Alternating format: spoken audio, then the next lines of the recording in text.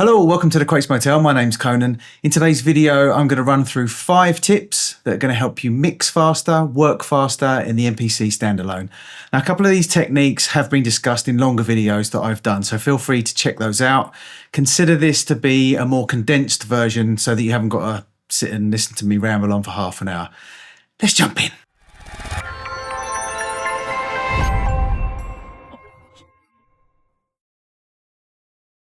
So as I said, 5 tips to help you mix faster, work faster in the MPC standalone.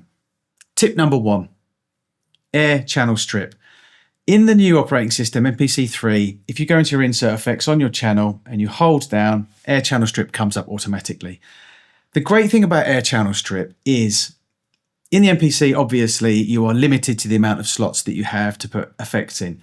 Air channel strip is one slot and you have EQ, gate, compression. Kind of like a channel strip that you'd have on a mixing desk. I guess this is kind of based on something like the SSL, something like that. Or any mixing desk, to be honest. I don't really know exactly what the curves are, so I can't say it's actually based on an SSL. But the first thing I thought of when I saw air channel strip for the first time was SSL strip.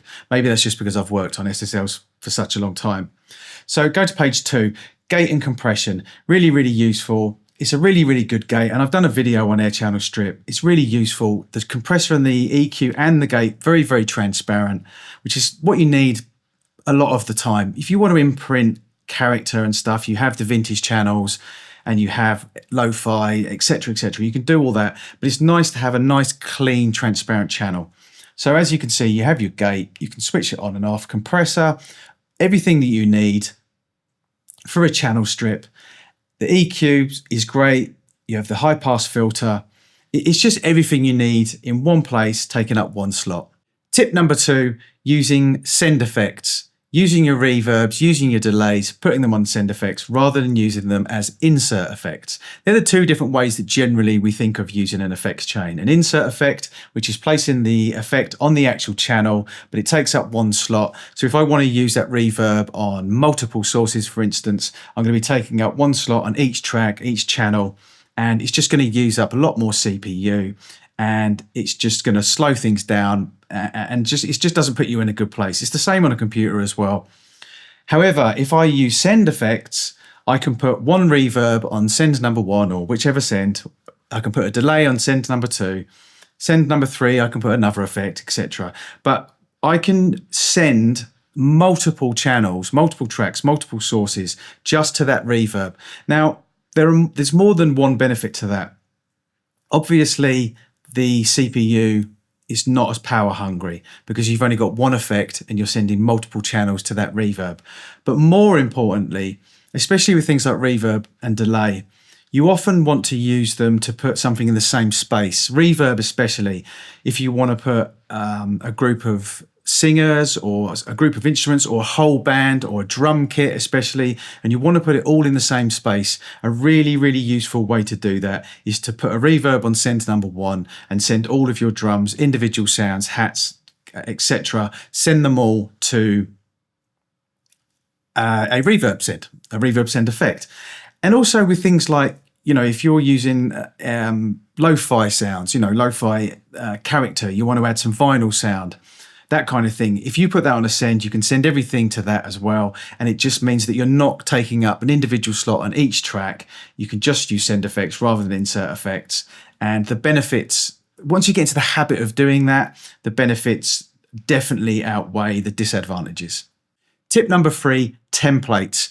I cannot stress how much time is saved by having a template set up. And you don't have to have just one template and stick to that one template. You can have multiple templates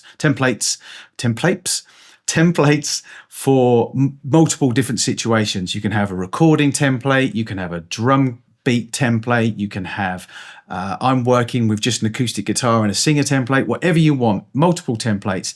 In the MPC, it saves so much time and it's really, really easy to set up. Now, I have a template available. I've made a video about it, so please feel free to download that. But basically, the way that I have my template set up is more based around mixing, to be honest. To help with gain staging, I will have all of my channels. I mean, this one's actually turned up to 0, but that's because I've put a beat on it. I've started working on it. But whenever I start, all my tracks, my audio channels, etc. will all be set to -6 dB. And you'll see the same throughout on my submixes, on my returns. It's also normally on my output as well, but as I said, because I've been working on something, it's actually pushed up to 0 dB. So straight away, I've already started gain staging before I even start my work, and it's all set up and it's all ready to go. Another thing, in my template, in my effects, I have reverb and send compressor set up. On my main output, I have compressor, EQ, tube drive, limiter, whatever you want to do on your master output. So I have certain channels set up with effects chains already there.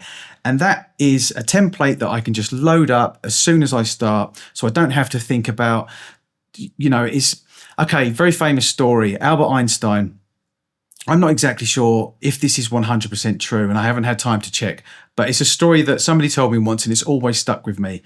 Apparently, in his wardrobe, he had 7 suits, shirts and suits that were all identical, because when he got up in the morning, he didn't want to have to think about what he was going to wear for the day. He just wanted to put on his suit and just not think about it, because he didn't want to upset his train of thought. And that's something that stuck with me when I'm working creatively. I have a template. I don't want to have to worry about setting up the channels. My first job in a studio actually was going in before everyone came in. I was a tape op, but part of being a tape op was you go in and you would zero the desk.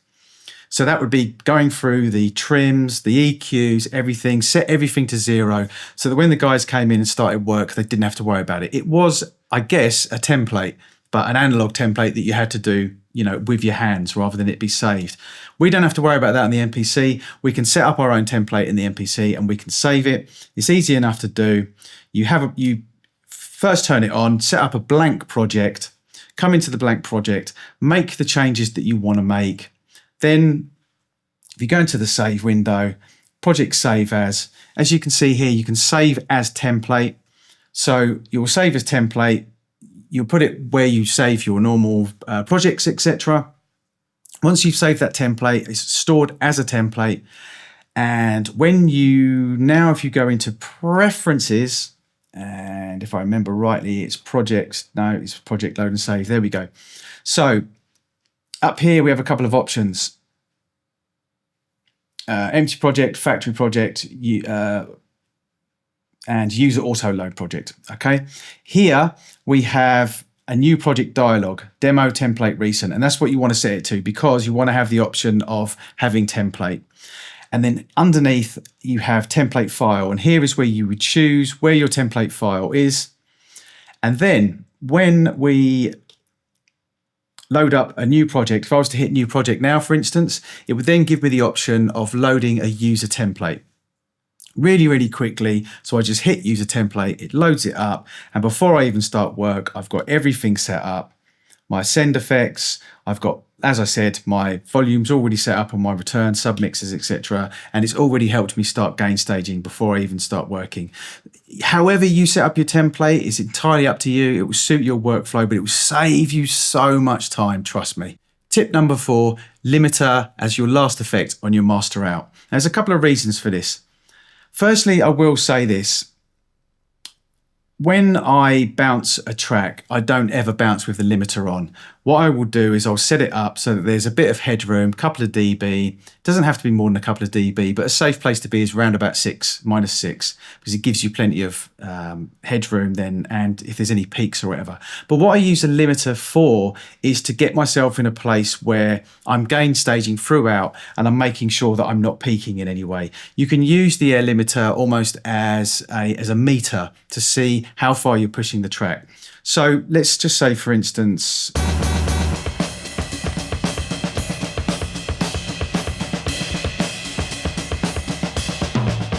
okay, so I've got this set up as my last effect on my master out. As you can see, I've got my compressor, power EQ, tube drive, air limiter.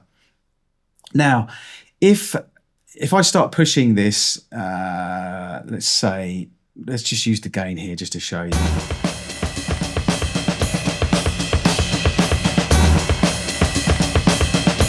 Now, watching the reduction, I can see that it's starting to starting to move a little bit, which means that without the limiter on, that couple of dB is actually going to be over 0. So I'm using it as a way of telling. So let's say that it was, I mean, it's not 100% accurate, but let's say that it was, the track was flicking at around about 10 on the gain reduction monitor.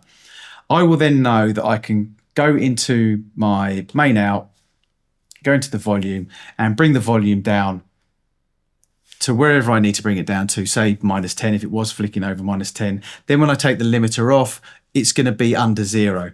So it's a good way to use, it's a good method to use as a way of monitoring whether you're going to have any overs once you bounce the track, and to get an idea of an overall sound of the track as well. And yeah, and also to get an overall view of how it's going to sound when it's mastered. It's not going to sound identical to how the master is, but obviously pretty much every mastering engineer uses a limiter. So it gives you a kind of ballpark. And what you can also do as well is, if you like, is when you bounce it out, if you're sending it to a mastering engineer, you can bounce it out with some headroom, but you can also bounce out a version with a limiter on it. So really, really useful habit to get into, having that on there, and it gives you an idea of what your overs are going to be, and it helps you again throughout gain staging. Tip number 5, QWERTY keyboard. The amount of time that you will save with a QWERTY keyboard rather than using the touchscreen on the MPC, it's unbelievable. Not just that, because it's easier and it's quicker, it will get you into the habit of naming your projects, your samples, etc., etc. You'll get into the habit of doing it because it's not such a pain, and then you'll avoid that absolute chaos that you have when you go into your hard drive and it says beat 1, project 1. So get into the habit of naming your samples. I've said that so many times. QWERTY keyboard really, really helps that. Now, obviously, with the MPC One, you only have one USB port and you don't have Bluetooth or Wi-Fi. So you have to use that USB port, but it's worth it. Live 2 and the X, you can set the keyboard up with Bluetooth. Although I will say I haven't found a Bluetooth keyboard yet, QWERTY keyboard, that works with the Live 2. But I don't have loads, and I'm sure there's some out there. If you do know any, please let me know. So you can get just a regular size keyboard. You can get a big keyboard with the 1, 2, 3, 4, 5, 6, 7, 8, 9, 10 on it. Sure, there's a special name for those keyboards. Full keyboard, I guess. You can get something like this, which is brilliant. I'm not trying to sell it. I'm not affiliated with it in any way, but I got this on Amazon. It's portable. You can stick it in your pocket, so it's perfect for the Live 2. It has a tiny little dongle on it that you can pull out here, and the battery lasts forever, and you can charge it. It's USB-C. Is it USB-C? No, it's that weird micro USB port. But either way, it's really, really, it lasts for ages. It's actually even got a little trackpad on it as well, but you can't use that on the MPC. But that's a really, really good one that you can just stick in your pocket. I will put a link for that below. It's really, really cheap. But other than that, just a normal QWERTY keyboard that you use with your computer, a normal wireless one. You can also plug in wired ones in the dongle as well, obviously in the back of the MPC One or the other MPCs. But it saves so much time.